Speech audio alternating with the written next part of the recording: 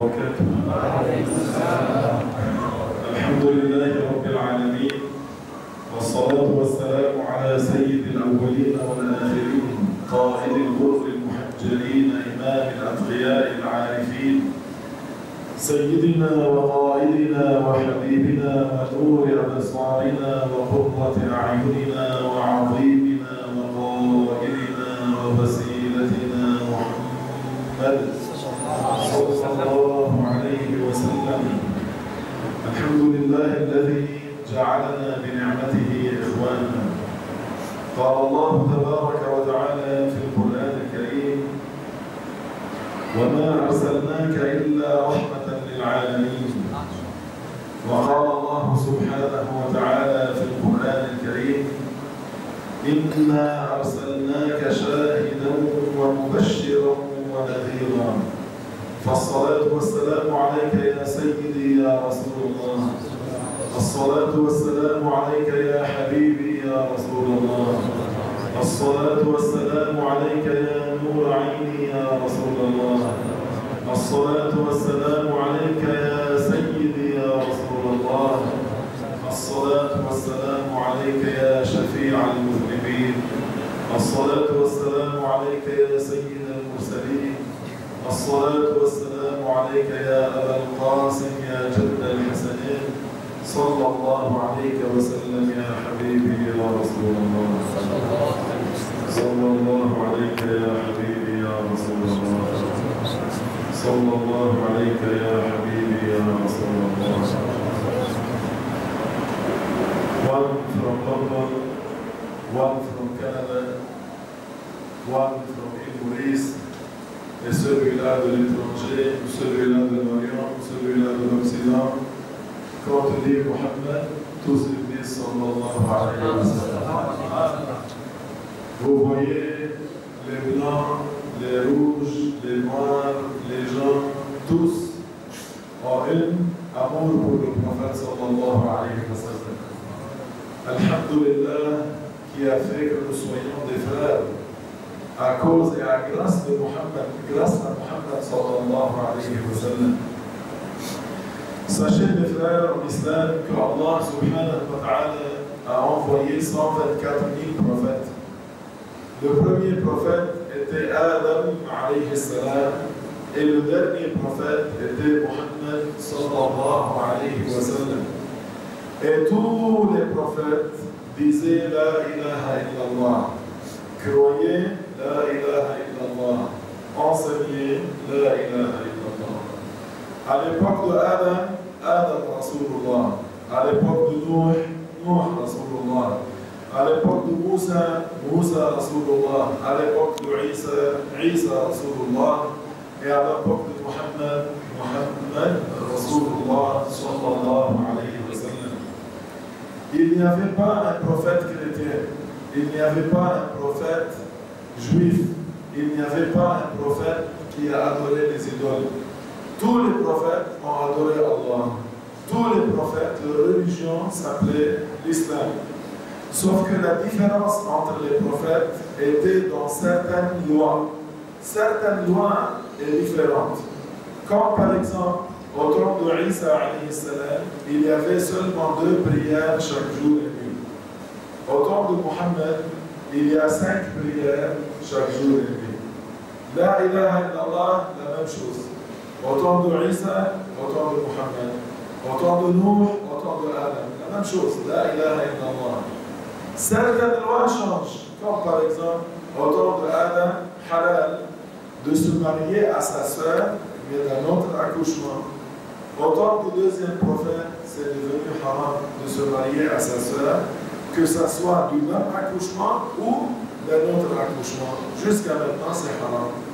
Alors, la différence entre les prophètes, ce n'est pas l'islam, ce n'est pas la croyance en la ilaha illallah. Non, la différence est dans certaines lois, comme j'ai déjà expliqué. Alors, Mohammed sallallahu alayhi wa sallam, sa religion était l'islam. Ou Adam, sa religion était quoi? L'islam. Ou Ibrahim, sa religion était quoi? L'islam. Et Isa, sa religion était quoi? L'islam. tous les prophètes étaient musulmans. Allah Ta'ala dit dans le Coran, Inna ad-dina 'inda Allah al-Islam. Ibrahim alayhi salam adorait Allah. Ibrahim alayhi salam n'a pas adoré autre que Allah, car tous les prophètes sont musulmans. Sayyiduna Ibrahim alayhi salam, qui est le deuxième meilleur prophète, son peuple était divisé en trois choses, en trois groupes. Son peuple était divisé en trois groupes. Un groupe qui adore le soleil, la lune, les étoiles. Deuxième groupe, ils adorent An-Numrud, le roi du pays, qui prétendait être un dieu. Et le troisième groupe était les gens qui adoraient les idoles. Alors Ibrahim était envoyé pour un peuple qui est divisé en combien de groupes? Trois groupes égalés. Un groupe qui adore le soleil, la lune et les étoiles. Et un groupe qui adorait An-Numrud, le roi qui prétendait être Dieu. Et le troisième groupe était la catégorie qui adorait les idoles. Ibrahim alayhi salam les a réfutés tous. Ce qui s'est passé avec Ibrahim, c'est que quand il a vu son peuple adorer le soleil, la lune et les étoiles, Ibrahim voulait leur montrer que la lune, le soleil et les étoiles ne méritent pas l'adoration parce qu'ils changent d'un état à un autre. Et le Créateur ne change pas. Alors le soleil, la lune et les étoiles ne méritent pas l'adoration. Alors Ibrahim, qu'est-ce qu'il a fait? Ibrahim alayhi salam est allé chez ces gens qui adoraient les étoiles et il leur a dit, ça c'est mon Seigneur, en voulant dire, ça c'est pas mon Seigneur. Comme par exemple, si je dis à Cheikh Mohammed, si je lui dis, donne-moi s'il vous plaît du jus d'orange. Alors il me donne de l'eau. Alors je lui dis à Cheikh Mohammed, ça c'est du jus d'orange. Est-ce que moi je suis en train de confirmer que ça c'est du jus d'orange ou je suis en train de nier? Je suis en train de nier. Est-ce que vous avez compris? Si par exemple quelqu'un me dit, achète cette voiture, elle est très bonne. Je l'achète, je roule avec la voiture un petit peu et le lendemain, elle n'est plus bonne. Qu'est-ce que je dis à mon ami qui m'a dit, achète-la, elle est bonne? Je lui dis, cette voiture est bonne, c'est-à-dire quoi? Cette voiture n'est pas bonne. Ibrahim, quand il a vu les gens adorer le soleil, et la lune et les étoiles, qu'est-ce qu'il a dit? Ça c'est mon Seigneur. Hada Rabbi, c'est-à-dire Hada n'est pas Rabbi. Sauf que les Arabes, dans la langue arabe, ils n'utilisent pas les points, ni les virgules, ni les points d'exclamation, ni les points d'interrogation.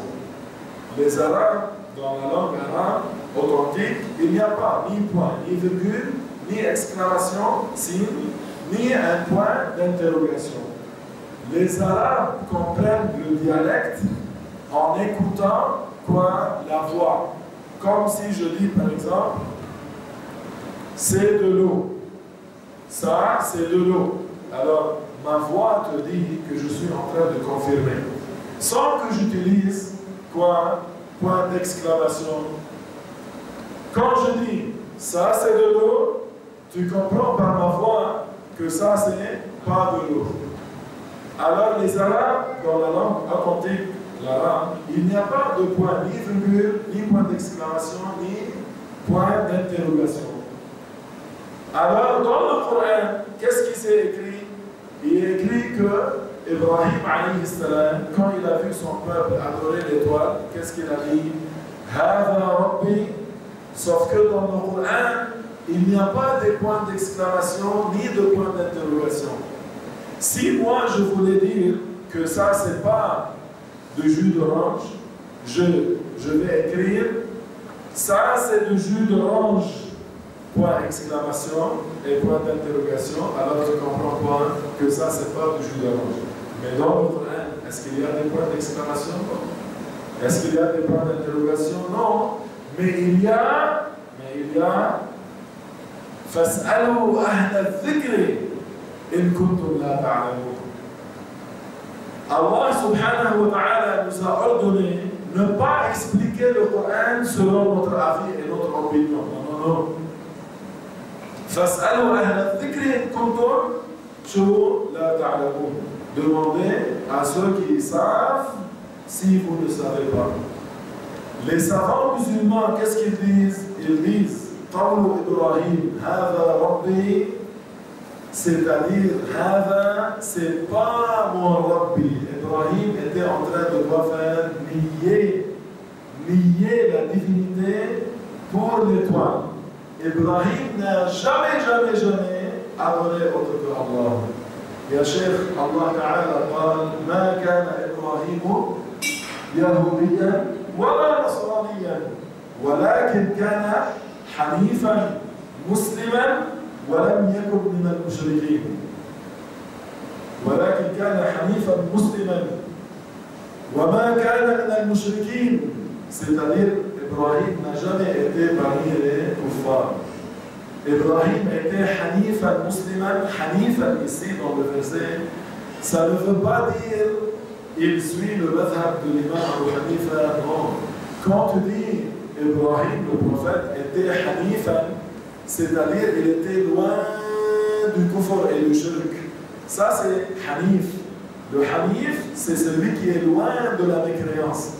Ibrahim était hanifan musliman. Et il n'était pas parmi les associateurs.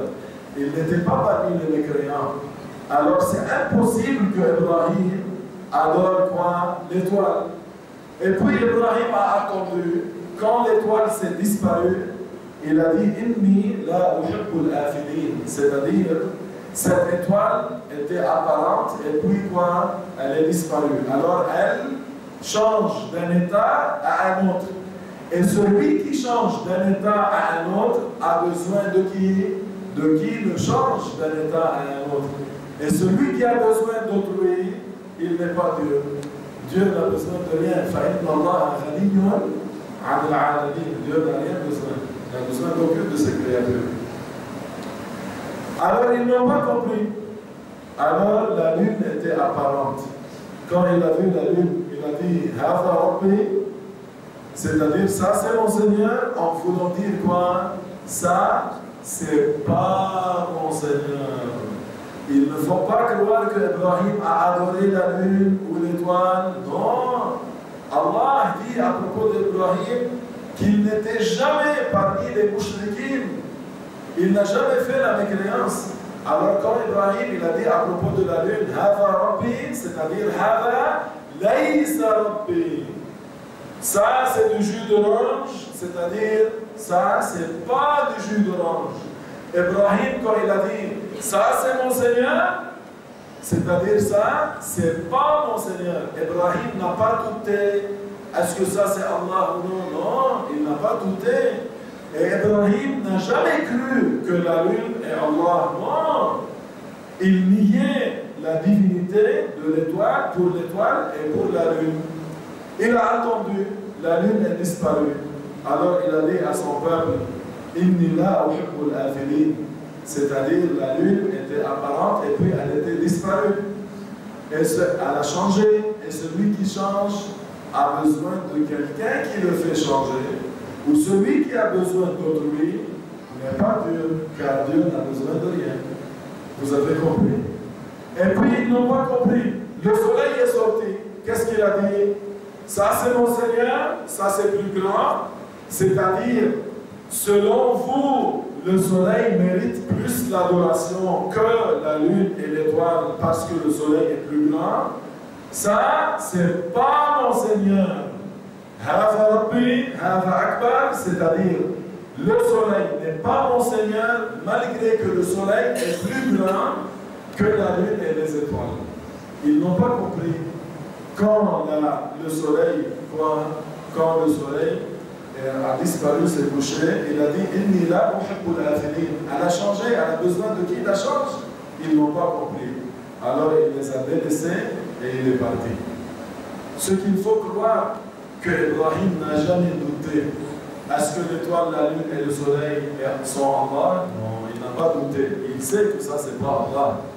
Ibrahim n'a jamais adoré la lune, l'étoile et le soleil. Est-ce que c'est clair, mes frères en islam? Il n'y a pas un prophète qui fait du shirk. Il n'y a pas un prophète qui fait la mécréance. Il n'y a pas un prophète qui adore autre que Allah subhanahu wa ta'ala. Est-ce que c'est clair jusqu'à maintenant? C'est comme ça que Ibrahim a réfuté et a répliqué ceux qui adoraient la lune, le soleil et quoi? Les étoiles. Et puis maintenant, comment Ibrahim a fait avec ceux qui adoraient les idoles? Écoutez bien. Ceux qui adoraient les idoles, chaque année, faisaient une grande célébration hors la ville. En dehors de la ville, ils faisaient une grande fête pour eux. Alors qu'ils avaient dans une grande salle beaucoup d'idoles, beaucoup, sans même, beaucoup d'idoles. Et parmi les idoles, il y avait un plus grand que tous les autres, et il le glorifiait plus que les plus petits parce qu'il est le plus grand. Est-ce que c'est clair? Quand c'était le temps pour sortir de la ville, ils sont venus et ils ont dit à Ibrahim, Ya Ibrahim, sors avec nous. Mais Ibrahim, il avait une fièvre qui allait et qui revenait. Qui allait, qui revenait. Comment Ibrahim savait que maintenant la fièvre va venir? Il regardait le ciel. Il regardait le ciel. S'il voit un certain kawkab, une certaine étoile, il sait que proche, ça va venir quoi? La fièvre. Alors quand ils ont dit, Ya Ibrahim, viens, on va sortir de la ville fêter, il a regardé dans le ciel, il a vu l'étoile. Alors il a su que la fièvre va venir très bientôt. Alors Ibrahim n'a pas menti, car il n'y a pas un prophète qui ment. Il n'y a pas un prophète qui dit un mensonge avant le message, ni après le message. Alors Ibrahim, quand il a vu l'étoile, il a su qu'il va tomber malade. Alors il a utilisé le présent pour parler du futur. Il a utilisé le présent pour parler du futur en disant « Inni saqim ». Je suis malade en voulant dire « je serai malade ». Est-ce que ça c'est valide? C'est valide. Allah dit à propos du prophète Mohammed « Innaka mayyitun wa innahum mayyitun ». Allah dit dans le Coran à propos du prophète Mohammed sallallahu alayhi wa sallam « Innaka mayyitun ». Ça c'est le temps présent. Tu es mort. « Innaka mayyitun » en voulant dire « tu vas mourir ». Ça, c'est un terme en présent qui raconte quelque chose qui va se passer quand? Au futur. Alors, c'est valide de dire Innaka mayyitun, c'est-à-dire tu vas mourir. Wa innahum, Abu Jahl, Abu Lahab, les kuffars, wa innahum mayyitun. Et ils sont morts, littéralement. Ils sont morts, mais ils ne sont pas morts encore. La signification, ils seront morts. Alors Ibrahim, quand il a dit « je suis malade », qu'est-ce qu'il voulait dire? Je serai malade. Subhanallah, ça c'est valide. Alors Ibrahim n'a pas menti, il faut faire attention. Et puis qu'est-ce qui s'est passé? Ibrahim alayhi salam, quand ils sont allés partir, il est entré à la grande salle, là où il y a le grand idole et les petits idoles. Il a pris alayhi salam une hache. Un fès, il a pris une hache, il est entré et il a commencé à casser les idoles. Il a cassé les idoles, cassé, tous les idoles, sauf le plus grand. Il l'a humilié.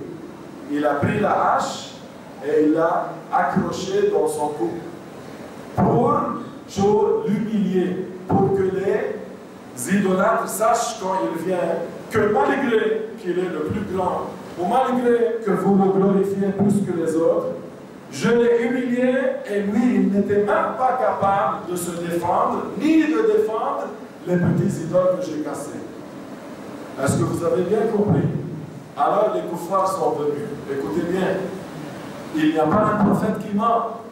Quand ils sont entrés et ils ont vu les idoles cassées, qu'est-ce qu'ils ont dit? Ils ont dit, qui a fait ça à nos idoles? Qui a fait ça à nos idoles?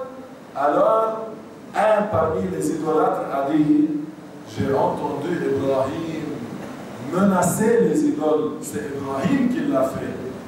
Et Ibrahim, c'est ça ce qu'il voulait.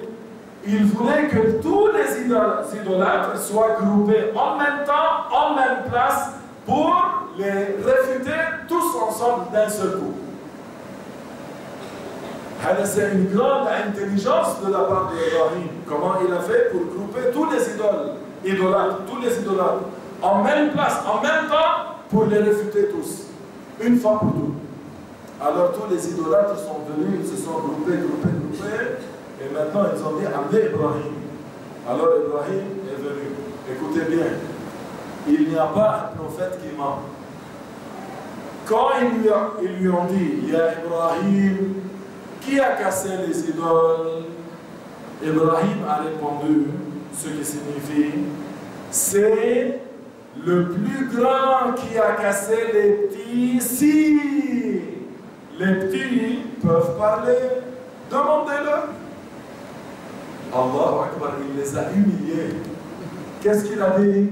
Il a dit, c'est le plus grand qui a cassé les petits. Si les petits peuvent parler, demandez-le.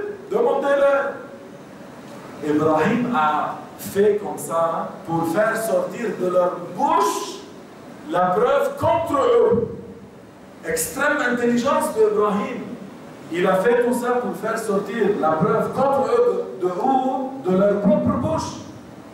Alors quand il leur a dit demandez-le, ils ont baissé la tête et ils ont dit innaka ta'lam, tu sais Ibrahim qu'il ne sert à rien. Alors Ibrahim a fait sortir la preuve contre eux de leur bouche en disant quoi? C'est le plus grand qui a cassé les plus petits. Si les plus petits peuvent parler, mais est-ce que les plus petits parlent? Non, alors ce n'est pas le plus grand qui les a cassés. Moi, je suis, par exemple, je suis, disons, le président de l'île Maurice. Si lui s'appelle Georges, est-ce qu'il s'appelle Georges? Je ne suis pas le président de l'île Maurice. Est-ce que vous avez bien compris? Il y a Ibrahim. Qui a cassé les idoles? Le plus grand. Si les plus petits peuvent parler, mais est-ce que les plus petits parlent? Alors ce n'est pas le plus grand qui les a cassés, c'est Ibrahim qui les a cassés. Mais pour les humilier et pour leur montrer que tous ces idoles ne méritent pas l'adoration, qu'est-ce qu'il a fait? Il a dit demandez-leur.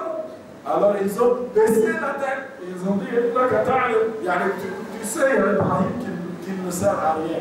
On les adore injustement. Alors c'est comme ça que Ibrahim les a réfutés. Avez-vous compris? Alors jamais croyez qu'un prophète dit de mensonge. Non. Quand il a dit Hava Rabbi, il n'a pas fait un mensonge. Quand il a dit Bal fa'alahu kabiruhum hava, le plus grand a cassé les plus petits, si les plus petits peuvent parler, il n'a pas dit un mensonge. Qu'est-ce qui s'est passé avec Ibrahim plus tard? Quand il les a réfutés tous et il n'avait rien à parler, à dire, ils lui ont dit on va t'amener chez un Nouroud, il va te punir. Alors ils ont pris Ibrahim chez le Nouroud et ils ont encouragé le Nouroud de se venger d'Ibrahim, de punir Ibrahim, de faire du mal à Ibrahim. Alors Ibrahim, alayhi salam, un prophète fort, courageux, il ne craint pas Al-Nouroud ni 100 personnes comme le Nouroud. Il est entré chez le Nouroud. Al-Nouroud lui a dit, ya Ibrahim, j'ai entendu que tu es en train de dire La ilaha illallah.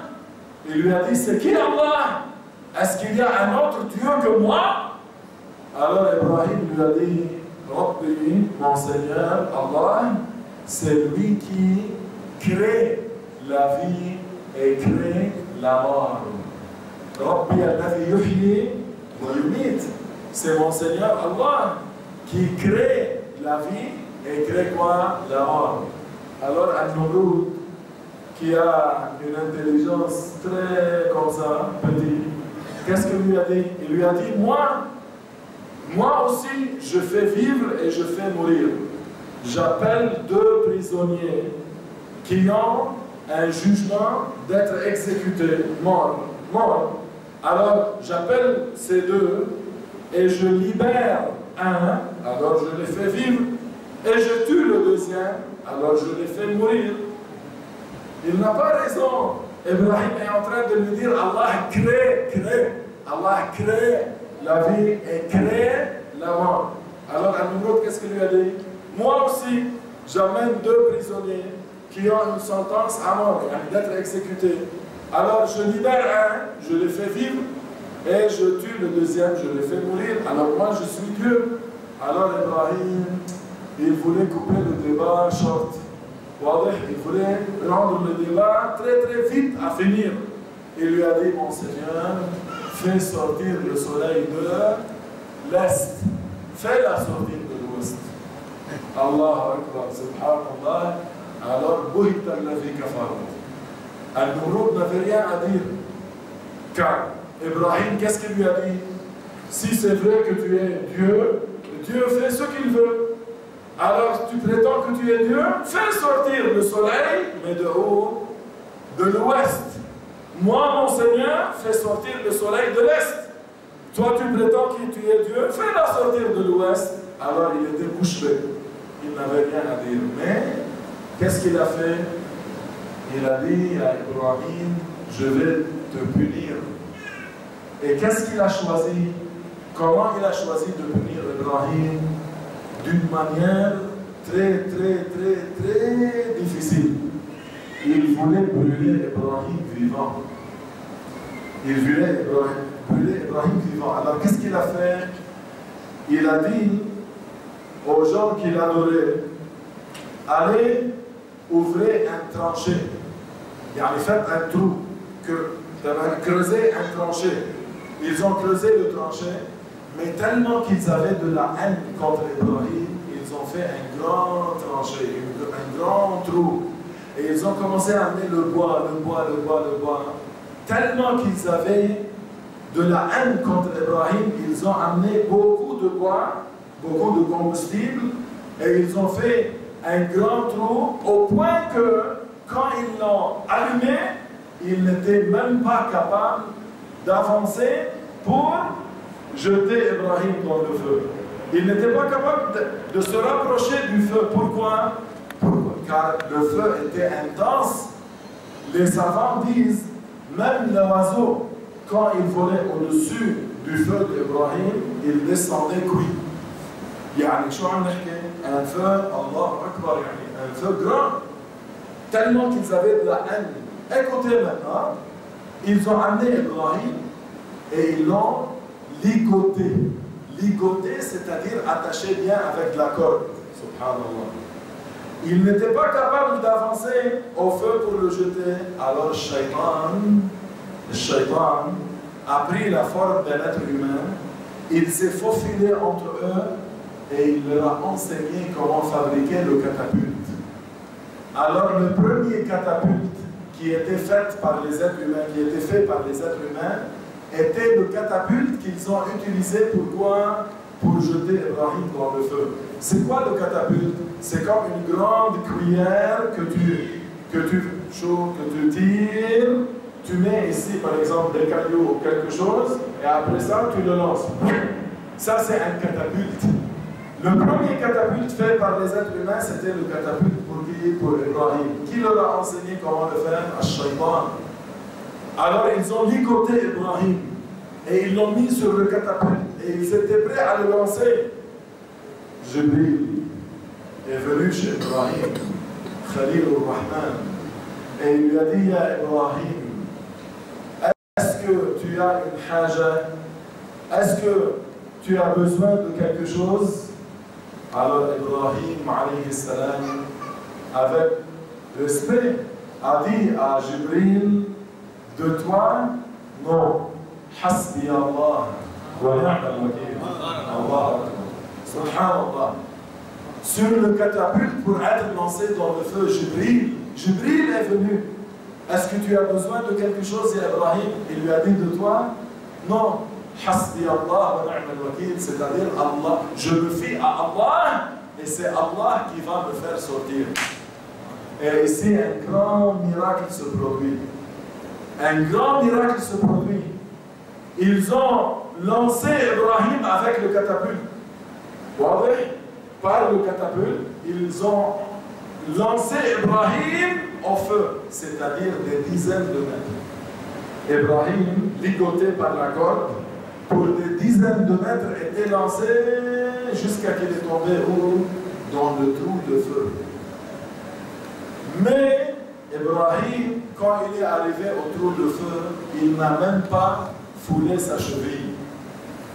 Il n'était même pas blessé. Il n'a même pas cassé un bras ni un pied. Je te dis, dizaines de mètres, il était jeté jusqu'à qu'il arrive au trou de feu. Malgré ça, il arrive là-bas sain et sauf. Et en plus de ça, وَقُلْنَا يَا نَارُ كُونِي بَرْدًا وَسَلَامًا عَلَى إِبْرَاهِيمَ. Allah a ordonné le feu qu'elle soit froide et apaisante. Froide et apaisante pour Ibrahim sallallahu alayhi wa sallam. Alors Ibrahim est entré dans le feu. La chose qui était brûlée, c'est la corde qui était autour du corps d'Ibrahim. Les amis d'Ibrahim, pas brûlés. Les poils d'Ibrahim, pas brûlés. Les cheveux d'Ibrahim, pas brûlés. La peau d'Ibrahim, pas brûlée. Et Ibrahim est resté 3 jours dans le feu. 3 jours dans le feu, sans manger, sans boire.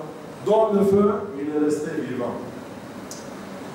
Alors, après 3 jours, Al-Numrud voulait voir. Il pensait voir quoi? Il pensait voir les cendres d'Ibrahim. Car il pensait qu'Ibrahim était quoi? Était brûlé avant. Alors, quand il est allé là-bas, il a monté haut pour voir le feu. Quand il a regardé le feu, il a vu quelqu'un bouger dedans. Alors il a appelé Ibrahim. Ibrahim lui a répondu. Il lui a dit, t'es vivant? Il lui a dit oui. Il lui a dit ça. Ibrahim est sorti du feu en marchant sur ses pieds. Un grand miracle. Alors Al-Numrud a su qu'il ne pourra jamais il pourra tuer Ibrahim alayhi salam. Alors Allah a donné à Ibrahim un grand miracle. Un grand miracle. Où ce n'était pas seulement ça, le miracle d'Ibrahim. Allah lui a donné plus de miracles. Allah subhanahu wa ta'ala, comme vous savez, c'est lui qui fait vivre et c'est lui qui fait mourir. Vous savez ça? Allah. Qui est celui qui crée la vie et la mort? Allah. Une fois, un autre miracle d'Ibrahim. Une fois, Ibrahim marchait à côté de la mer. Il a vu un cadavre. Il a vu quoi? Un cadavre d'un animal mort sur la plage. Quand les vagues de la plage viennent, alors le cadavre sera où? Le cadavre devient sur la plage. Quand il est sur la plage, les animaux terrestres venaient manger jusqu'à être rassasiés. Ils allaient. Quand les animaux terrestres allaient, les oiseaux venaient manger du cadavre. Ils allaient. Après ça, les vagues viennent à la plage, ils tirent le cadavre à l'eau. Une fois qu'il est dans l'eau, les poissons viennent et mangent. Subhanallah. Ibrahim a regardé ça, il a dit Subhanallah, cet animal, le cadavre mort, il y a des morceaux de lui où, dans les ventres des animaux terrestres, où il y a des morceaux dans les ventres de qui? Des oiseaux. Et il y a des morceaux dans le ventre de qui? Des poissons. Ou malgré ça, Allah dit c'est-à-dire au jour du jugement dernier, Allah va faire revivre les animaux, parmi lesquels il y a cet animal qui a une partie dans le ventre des oiseaux, dans le ventre des animaux terrestres et dans le ventre des poissons. Alors Ibrahim a demandé à Allah, tu sais qu'est-ce qu'il lui a demandé? Il lui a dit, Ya Rab, oh Allah, montre-moi comment tu fais vivre et tu fais mourir. Montre-moi, Ya Allah. Alors Allah subhanahu wa ta'ala lui a révélé, n'est-ce pas, tu crois, Ya Ibrahim? Il a dit oui, je crois, mais je veux que mon cœur yatma'in, que tu vas me donner ce que j'ai demandé. Est-ce que Ibrahim n'a pas dit liyatma'inna qalbi, si tu es tout puissant ou non? Là, Ibrahim n'a jamais douté la toute puissance de Allah. Ibrahim savait que Allah est le tout puissant à faire mourir et à faire vivre. Mais quand il a dit liyatma'inna qalbi, quand il a dit je crois à ça, ya Allah, mais juste je demande ça pour que mon cœur soit satisfait, que tu vas me donner ce que je demandais. Car ça se peut qu'un prophète demande à Allah une chose et Allah ne la lui donne pas. Comme le prophète Mohammed Habibullah sallallahu alayhi wa sallam, qu'est-ce qu'il a dit? J'ai demandé à Allah Ta'ala 3 choses. Il m'a accordé 2 et il m'a interdit 1. Alors Ibrahim voulait savoir, est-ce que Allah va lui donner ce qu'il a demandé? Il a dit, Ya Rab, montre-moi comment tu fais vivre et comment tu fais mourir.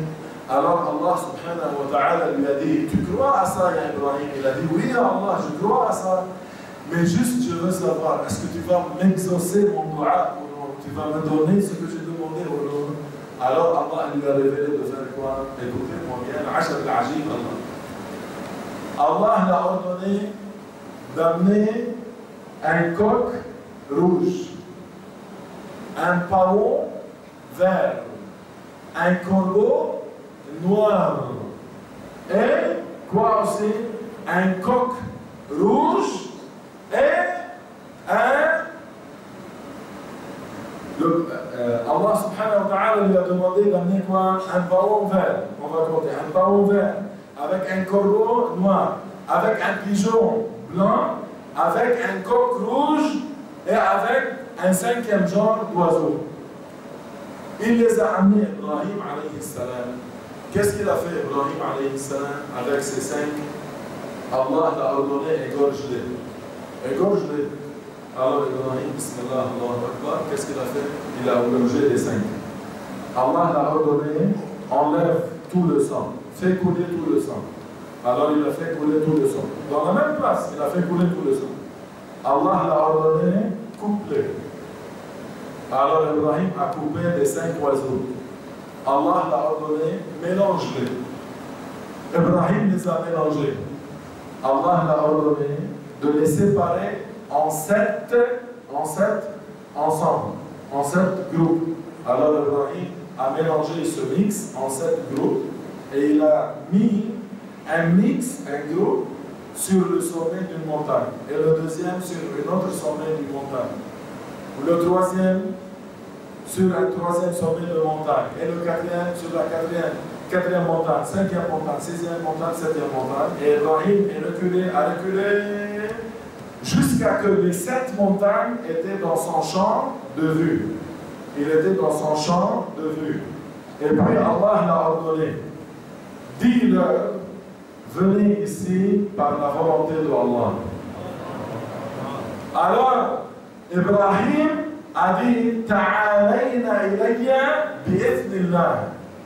Alors il a commencé à voir ce mix de chair, de peau, de viande, de poils, d'ailes, de plumes, voler des sommets des montagnes, il voulait arriver chez lui. Sommet montagne arrivé chez lui, sommet montagne arrivé chez lui.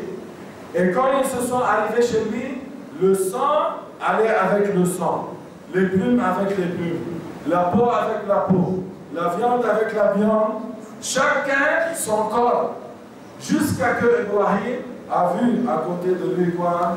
Le corps d'un pigeon blanc sans tête. et le corps du corbeau noir sans tête, et le corps du paon vert sans tête, et le corps le pigeon blanc sans tête, et le corps du cinquième oiseau. 5 oiseaux, il les voyait. Ils ont commencé à bouger, vivants, sans tête. Et chacun parmi les oiseaux venait chez Ibrahim pour que Ibrahim alayhi salam met leur tête sur le corps. Alors pour que le miracle soit encore plus grand, Ibrahim choisit de mettre la tête du pigeon sur le corps du pavon. Il ne le prenait pas. S'il met la tête du pavon sur le corps du pavon, il le prend. S'il met la tête du pigeon sur le corps du corbeau, il ne le prend pas. La tête du corbeau sur le corps du corbeau, ça le prend. Alors c'est comme ça que Allah Ta'ala a montré à Ibrahim comment Allah fait mourir et Allah fait vivre. Tandis que Ibrahim n'a jamais douté. N'a jamais douté. Est-ce que Allah est tout puissant de faire ça ou non? Non. Ibrahim était ferme. Ibrahim était un prophète. Ibrahim n'était jamais un mécréant. Il n'a jamais douté la toute-puissance de Allah. Est-ce que c'est clair? Alors voilà quelques miracles du prophète Ibrahim, qui est quoi? Le deuxième meilleur prophète. Et maintenant, c'est le temps de vous parler de quelques miracles du meilleur prophète, qui est Muhammad sallallahu alayhi wa sallam. Le prophète Muhammad, à l'âge de 40 ans, il a eu la révélation sallallahu alayhi wa sallam. Il est mort dans la maison de Sayyida Aisha radiyallahu anha wa an abiha à l'âge de 63 ans. Dans la période de 23 ans, Allah a accordé à Muhammad plus que 3000 miracles. Plus que 3000 miracles.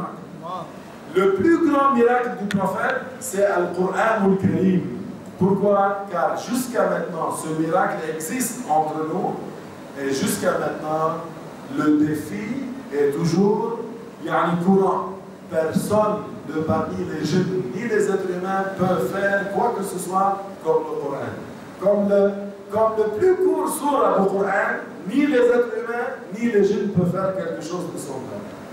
Alors, le plus grand miracle du prophète sallallahu alayhi wa sallam est quoi? Est le Coran. Et parmi les miracles du prophète alayhi salatu wa sallam, il y avait quand le prophète alayhi salatu wa sallam a vu un idolâtre à la Mecque. Il a vu un homme qui adore les idoles.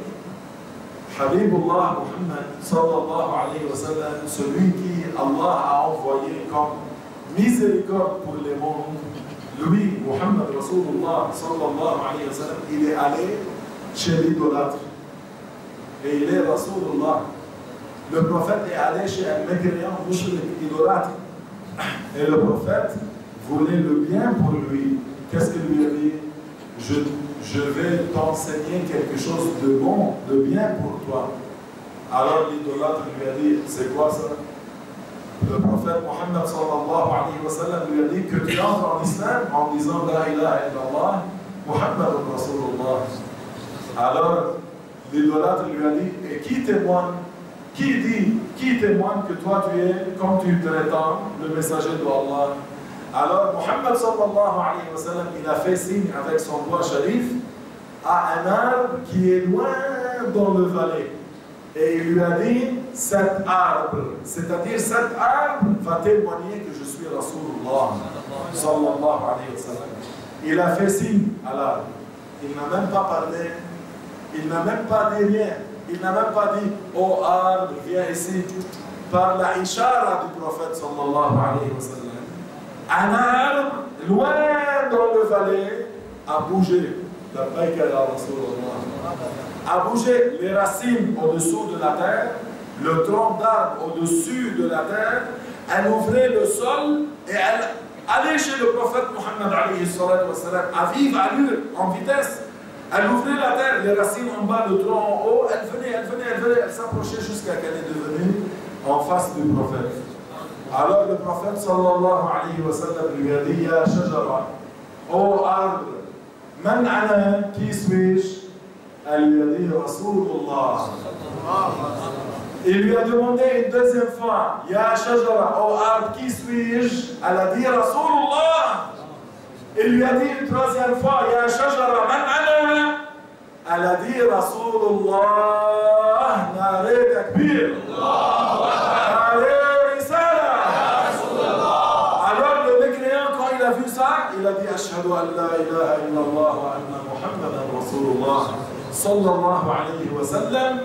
Et puis le prophète, avec sa main sharifa, il a fait signe à l'arbre, elle est revenue à sa place comme elle est venue. Lisez ce qu'il y a entre les deux lignes, c'est-à-dire réfléchissez à ce que vous avez entendu. Chers frères musulmans, chers bien-aimés, écoutez bien, le prophète, par un signe de sa main, l'arbre qui n'a pas un rouh, elle est venue labbaïka ya Rasulallah sallallahu alayhi wa sallam. Alors que direz-nous? Qu'est-ce qu'on va dire quand le prophète sallallahu alayhi wa sallam parlait avec sa umma et les conseillers? Il faut comprendre les conseils du prophète Mohammed à cœur.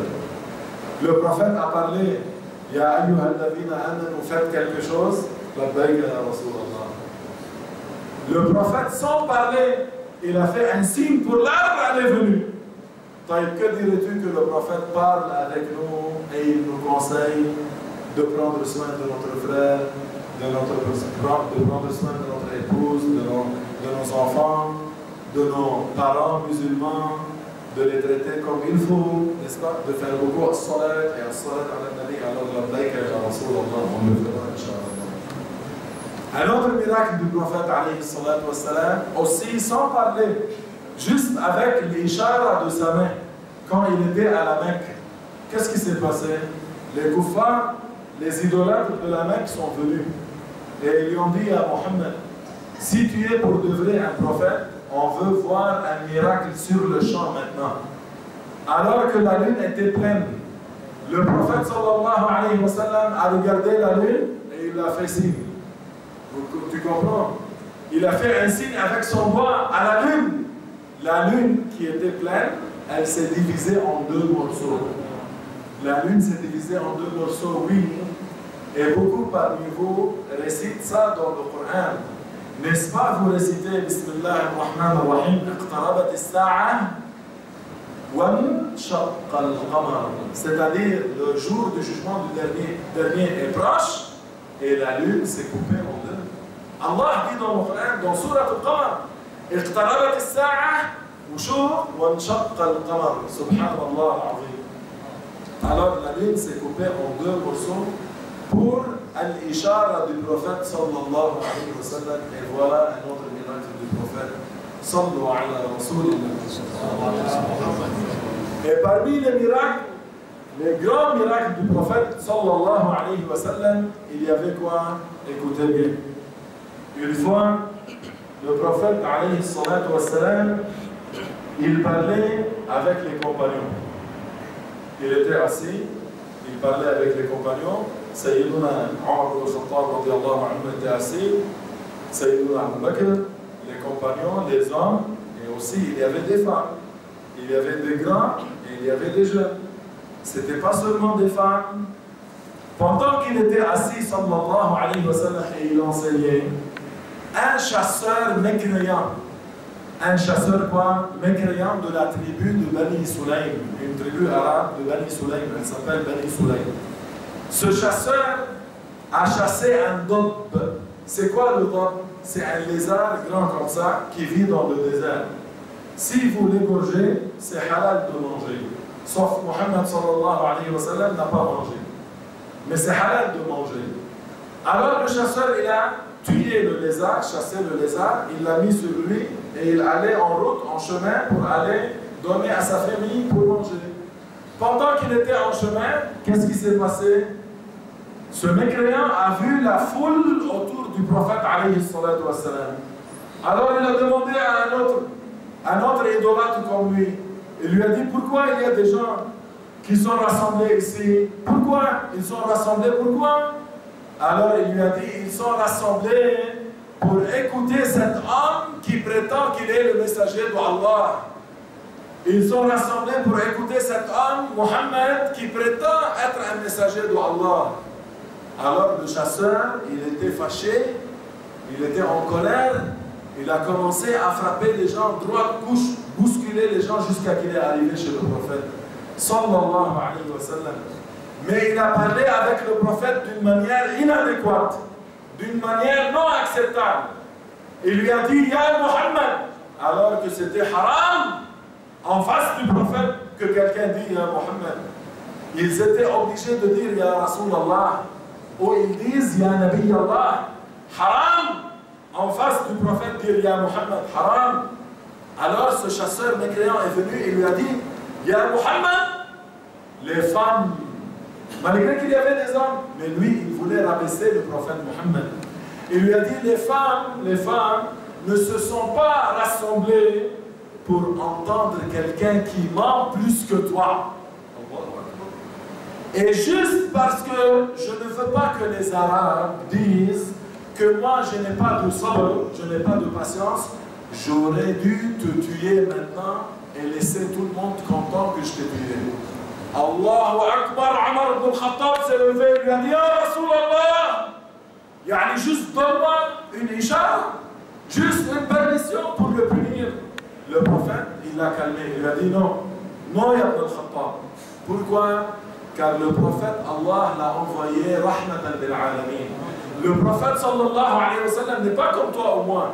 Toi ou moi, on conduit la voiture, parfois un autre musulman peut-être, il vient, il coupe le chemin, on le regarde, il nous regarde, quoi? Tu n'aimes pas? Sors dehors, qu'est-ce que c'est? Non, non, non, non. Le prophète ne se vengeait pas pour lui. Si quelqu'un fait quelque chose de mal au prophète, le prophète augmente la patience. Nous, on augmente la colère, la vengeance. Le prophète augmente la patience, la miséricorde.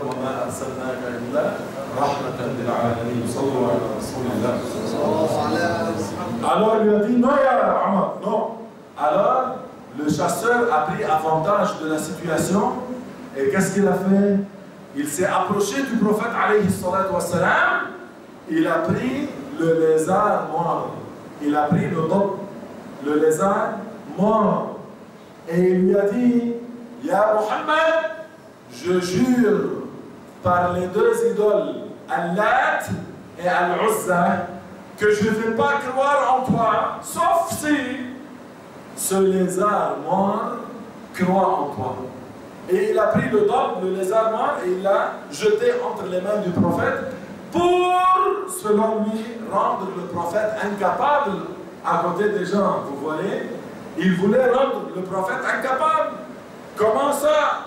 Un animal mort va témoigner que Mohammed est le messager d'Allah, c'est presque impossible pour lui.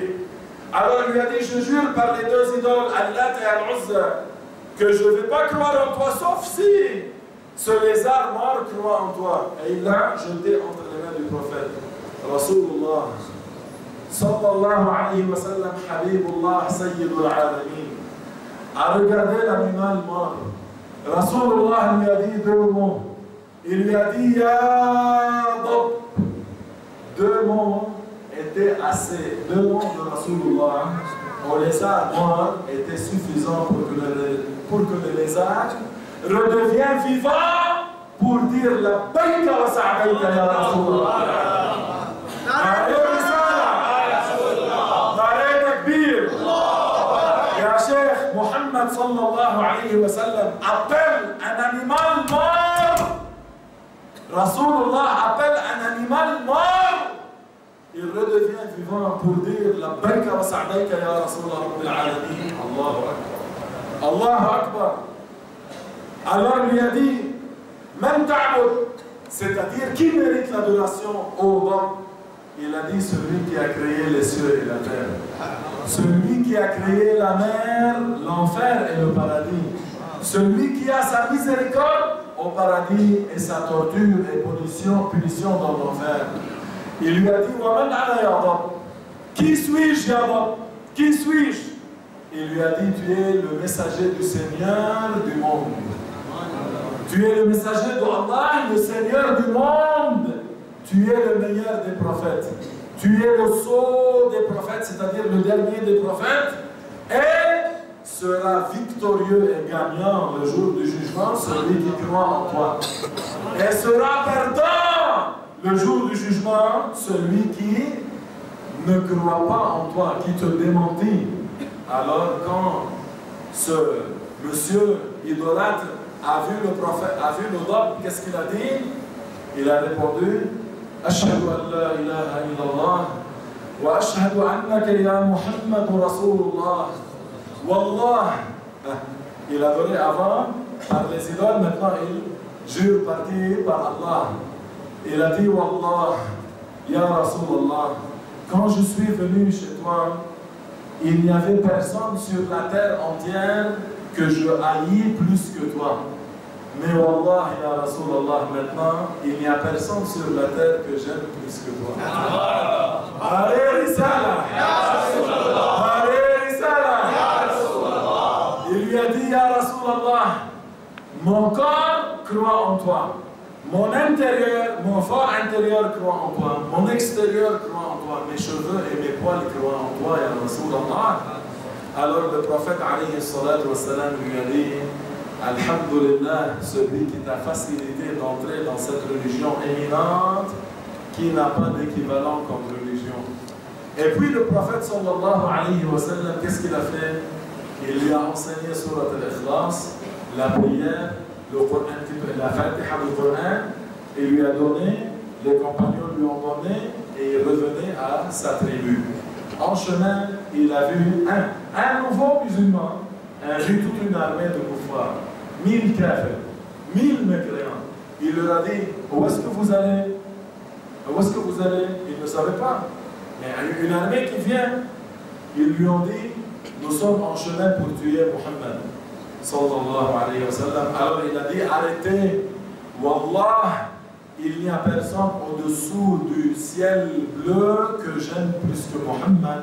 Et je témoigne qu'il n'est de Dieu que Allah, Muhammad est le messager de Allah. Allez, takbir. Allez, risala. Alors ils lui ont dit: mais c'est quoi ton histoire? C'est quoi ton histoire? On te connaît idolâtre, qu'est-ce qui s'est passé? Il a dit: j'ai vu tel du prophète sallallahu alayhi wa sallam. Une personne contre une armée. L'armée, quand ils ont entendu les miracles de Rasulullah sallallahu alayhi wa sallam, toute l'armée, qu'est-ce qu'ils ont dit? Ils ont dit, dites tous ensemble: Ashhadu an la ilaha illallah wa ashhadu anna Muhammadan Rasulullah. Allez, takbir!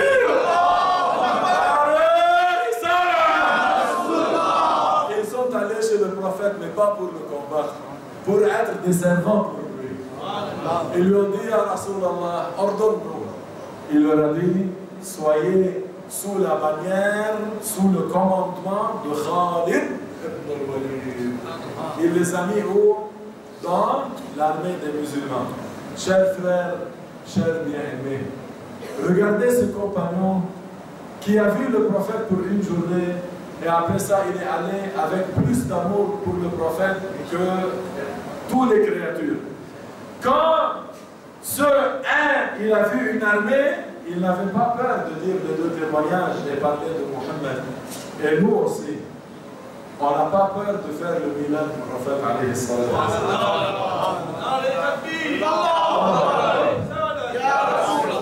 Et on ne va pas arrêter à chanter l'amour du prophète sallallahu alayhi wa sallam. On ne va jamais arrêter de dire Ya Nabi salam alayka.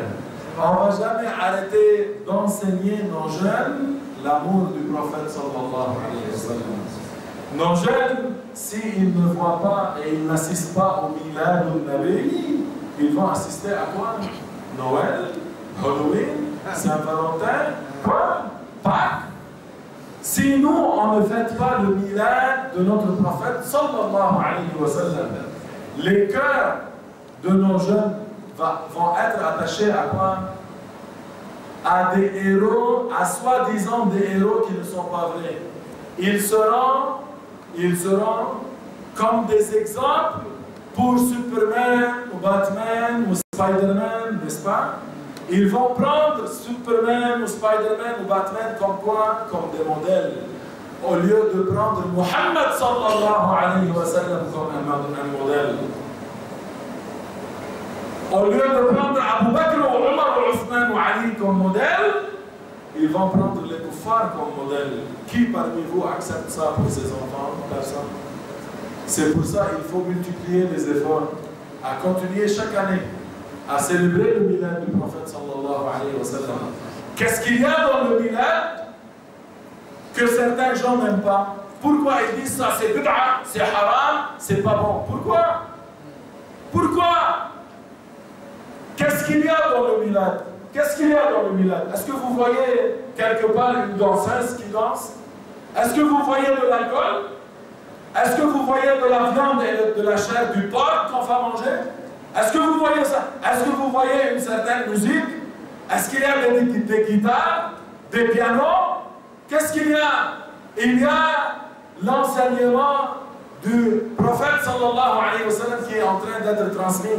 Et il y a un nourrissement, il y a une alimentation pour le shawq et le hub pour Rasulullah que tu as dans ton cœur.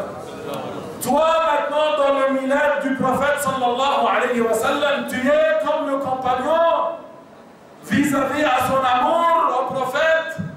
Il était avec le prophète, il l'aimait, et après qu'il a quitté le prophète pour revenir à sa tribu, il a vu 1000 personnes malgré ça. Qu'est-ce qu'il a dit? Wallah, il n'y a pas quelqu'un au-dessous du ciel bleu que j'aime plus que Mohammed. Et nous autres, on dit Wallah. Pas seulement, il n'y a personne sous le ciel qu'on n'aime pas, qu'on aime plus que Mohammed, mais on dit Wallah, il n'y a personne sur la terre et au-dessous du ciel qu'on aime plus que Mohammed sallallahu alayhi wa sallam. On aime Mohammed plus que nos yeux. On aime Mohammed plus que notre vie. On aime Mohammed plus que la vie elle-même. Nare Risala. Ya Rasulallah. Nare Risala. Ya Rasulallah. Nous aimons le prophète, alors c'est pour ça qu'on célèbre la naissance du prophète sallallahu alayhi wa sallam.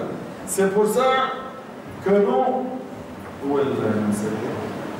C'est pour ça que nous, on célèbre la naissance du prophète sallallahu alayhi wa sallam.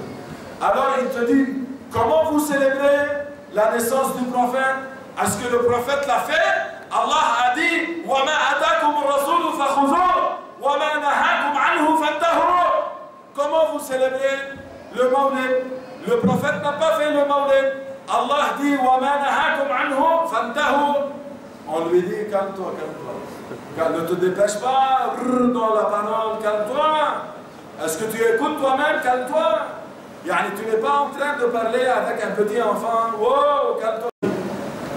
Répète ce que Allah a dit. Tu es en train de dire وَمَا أَتَاكُمُ الرَّسُولُ فَخُذُوهُ, c'est-à-dire ce que le prophète vous a ordonné de faire, faites-le. Dis-lui, continue, continue. Une ligne extra. Pour que... Alors ça c'est bon ou pas bon? Bon. Une autre chose, quand un étranger entre à la mosquée, il regarde où est la qibla, ici, ici, ici. Ah, il va le mihrab, il sait que la qibla est ici. Alors parce que elle ne contredit pas l'islam, c'est halal, c'est une bonne bid'a. Le mawlid, le prophète n'a pas dit faites-le. Le prophète n'a pas dit c'est interdit.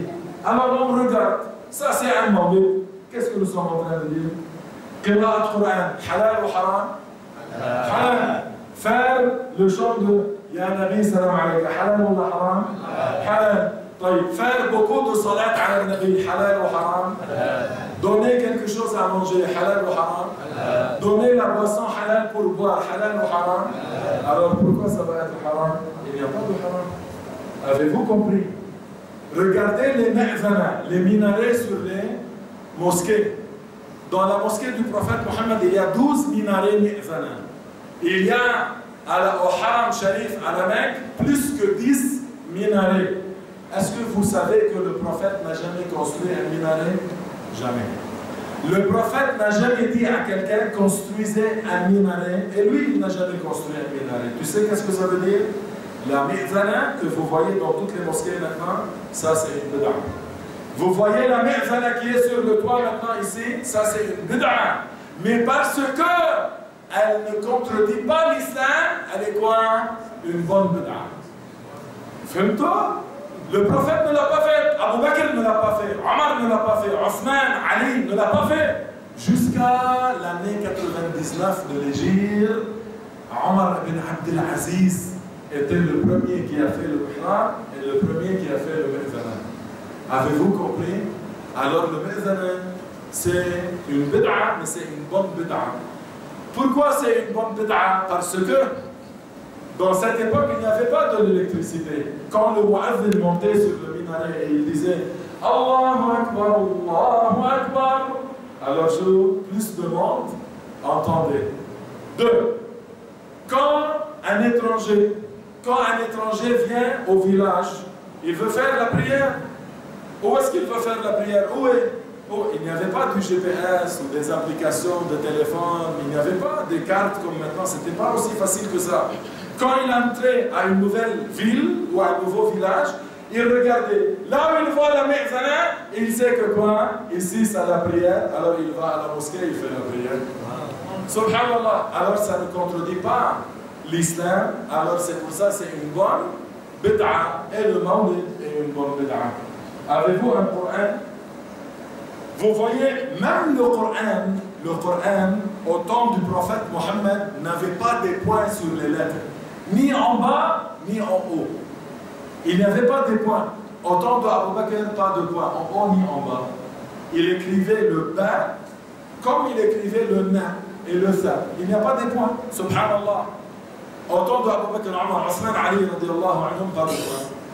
À l'époque de Ali, ils ont mis les points au-dessous et au-dessus des lettres dans le Coran, alors que ça n'existait pas. Alors, mettre les points dans le Coran, c'est une bid'a, mais c'est une mauvaise ou une bonne bid'a.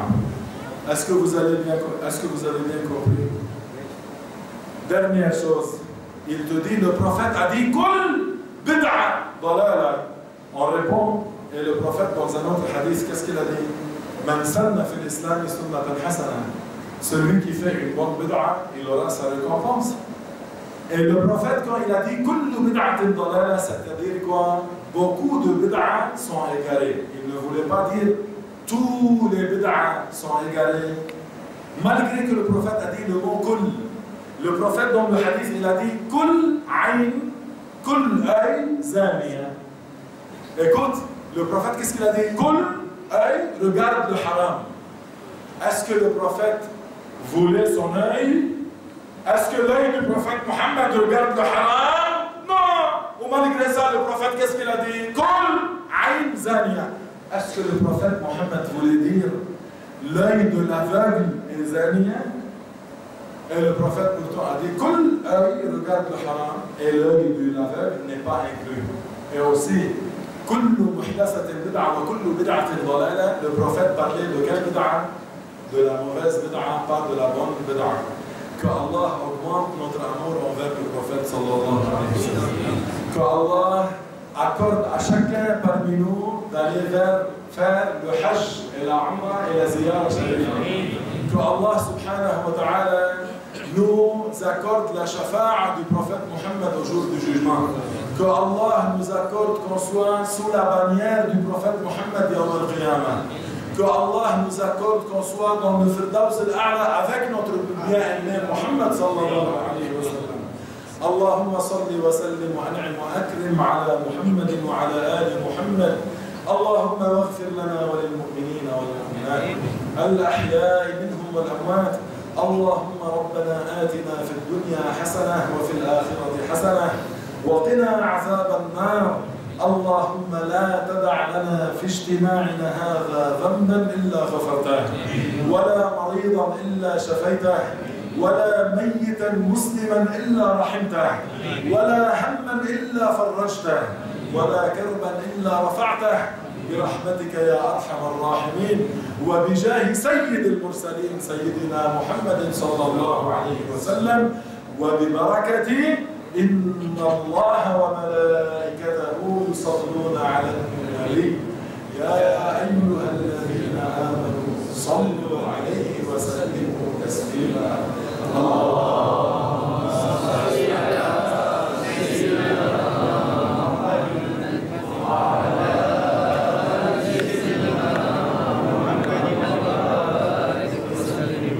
سبحان ربك رب العزة عما يصفون وسلام على المرسلين والحمد لله رب العالمين والسلام عليكم ورحمة الله وبركاته.